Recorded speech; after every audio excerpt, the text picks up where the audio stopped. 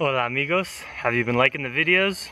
My life has completely changed. As you've seen, my friend Bella in the videos has come. She has helped me with so many things in my life, including friendship and also workflow stuff. And I've had a whole new reinvigorating motivation to treat Plantriotic as a business, which means to put out more content, to make better videos. And I wasn't in that mindset for the last like 2 or 3 years traveling, and that has shifted since being non-nomadic anymore, living in one place, having help, and it feels really good, and I hope that you guys are enjoying it too.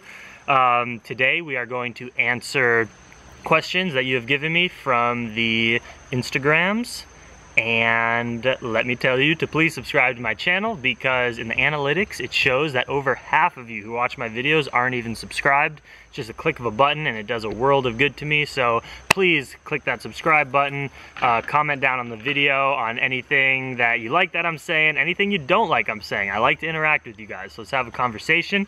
And you can even leave comments for future videos like this where I answer your questions. And then, of course, if you just want to go above and beyond, Patreon's the way to do it. If you want to continue watching me and Maggie making gains, building our animal sanctuary fruit farm here in Costa Rica, which is what I'm doing right now, for you guys to come to my events and retreats and festivals. So when you support me and Maggie on Patreon, you're literally investing $1 or $2 a month. But when all you come together, you're investing in my future so that I can bring you guys to my land and we can all have fun together, like, and grow fruit and eat it. And I promise that's what I'm doing. You guys are gonna watch it. So like, please help me out on Patreon to make all that happen faster and better. Whew. Okay, now to the substance of the video. Questions from Instagram. Maggie's right there, always by my side in the videos, good girl. We will begin with Alex. How to start bike touring in other countries. My biggest tip to start bike touring is just to start. A lot of people think they need to train before and all this. I'm of a different philosophy. What you need to plan for is gear.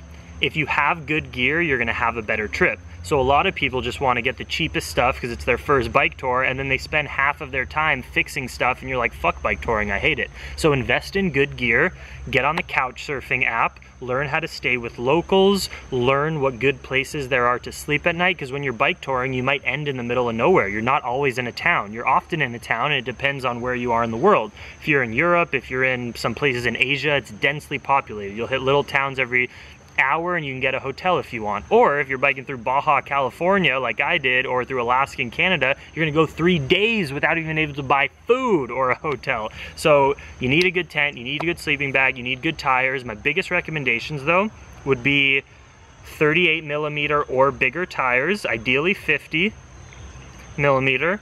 Get on the couch surfing app, and do less mileage. People think they're gonna, like, I'm gonna bike 70 miles a day. You end up hating your life. Less is more. You get to hang out with locals more, you get to see the local community, and you just have to start, and you have to be open-minded, and you have to be able to read where fear and danger is and where a good route to go is, and always take the good, safe route. That's my tips for starting to bike tour. Will Maggie, M-Squaw asks, will Maggie ever get brothers and sisters? Yes, she will. I don't know if she has actual brothers and sisters. She probably does, but I rescued her from a shelter, so I do not know. I will be rescuing tons of animals here. Can't do it yet because I'm still in the rental house stage where I am now. I'm building up my property, my fruit orchard, my house. It's gonna take like 6 months to a year till I can move in there. And once I move into my land, I will then rescue, definitely in this local area, more dogs for Maggie. Even though, to be honest, Maggie just wants me to herself. She doesn't like any other dogs, but I want to rescue more dogs in the area, and she'll get used to them. Bosk Pear asks, how do you get around Costa Rica? How do you spend your free time? Best places to visit in Costa Rica. So I got to Costa Rica on my bike tour. So I technically biked from the Nicaraguan border down here to San Isidro, but now that I don't live on a bicycle anymore, I have a car and I have a bicycle too, of course, so I use both of those. I live in a pretty rural area where to get anywhere significant, it takes like a 20-minute, 30-minute drive. So yeah, Car is important here. I use it as little as possible, and the whole point of what I'm doing is to live on a self-sustaining farm so that I never have to leave. My food's there, my energy's there, my water's there, my family's there, my hobbies are there. But for now, there's tons of driving because I'm buying things and organizing. It's the beginning stages of what I'm doing here. How do I spend my free time? I literally don't have free time. So I have a list of a million things to do that are never gonna get done. Social media content wise, negotiating, making deals with the local people here. But I know that if you only work, you get burnt out and you can't work anymore. So the way that my workflow works is that I wake up at 5 a.m. every morning. I enjoy the first hour of my morning, maybe do a little on Instagram, drink coffee, hang out with Maggie, look at the nature, get grounded, and then I do 30 minutes of yoga and meditation. And then now we're at like 7 o'clock in the morning. I will work out till 8. And now I've done my yoga, I've hung out a bit with Maggie, I've worked out, I feel motivated and ready to get into my workflow. So that's a lot of my free time, is exercising, hanging out with Maggie, and being in nature. That's kind of it. Because even when I'm drawing, I'm working on tattoo ideas. When I'm filming and editing, I'm working on Plantriotic videos, which is technically work. So all my work is fun. So it's sort of like today, I've filmed yoga videos, I'm filming this video, I filmed a granola video, I'm gonna brew kombucha because I want to sell it at the farmer's market. So even all the things that are technically my job and I make money, they're fun. But they can be stressful because they're work as well. So the way I spend my free time is hanging out with friends, watching YouTube, watching MMA and the UFC, hiking with Maggie in nature.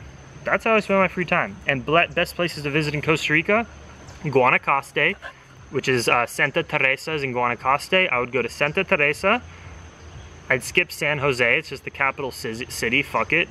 You can check out Jaco if you want like a fun beach city town, touristy. And then if you come here to the south of Costa Rica where I am, it's more tropical and more local. The northern part is more commercial and the resorts and Guanacaste area, and down here is more locally, authentically Costa Rican. But the main spots to hit are Santa Teresa, here in Dominical or San Isidro, and Limon or Puerto Viejo, which is on the Caribbean East Coast side. Those are the main places you should check out if you want to come visit. Odie Milk says, how do I train my dog to be like Maggie? Well, you're never gonna get a Maggie. Maggie's right here by my side because she's the best little girl, and she's a blue heeler. So Australian cattle dogs, border collies, German shepherds, those are kind of the smartest dogs that we have. They have a lot of wolf genetics in them. Maggie has dingo genetics, which is like the natural wolf dog of Australia. So these dogs, they're gonna be smarter. They're gonna be more trained if you train them. They're gonna hold on to it more.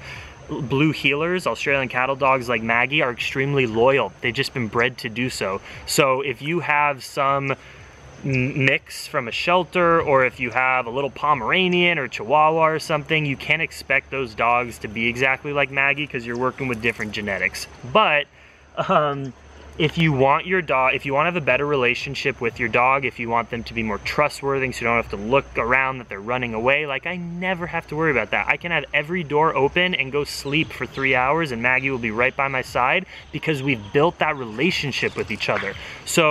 So many people in our world think that it's normal to have a human-dog relationship where you go out to work all day and then you come home, you walk your dog for an hour, and then it's just like around while you're in your house and you're not even paying attention to your dog. You're never gonna get the relationship I have with Maggie if that's the kind of relationship you have with your dog. I rescued Maggie. This coming January will be 2 years ago. We've spent all day, every day, not one exception, with each other doing activities, hiking, swimming, training, eating, cuddling, sleeping. We spend all day together. So if you want the relationship that Maggie and I have, you have to literally think of your dog as an attachment to yourself, and when it's time to go to the grocery store, okay, what am I gonna do to bring my dog to the grocery store with me? Versus most people just say, oh, I'll leave him at home. I do everything with Maggie. I go to the bank with Maggie. I work out with Maggie. I go hiking with Maggie. It's like any relationship. If you want the strongest relationship, you have to spend more time with them. You have to trust them. You have to do things for them. And that is how you do it.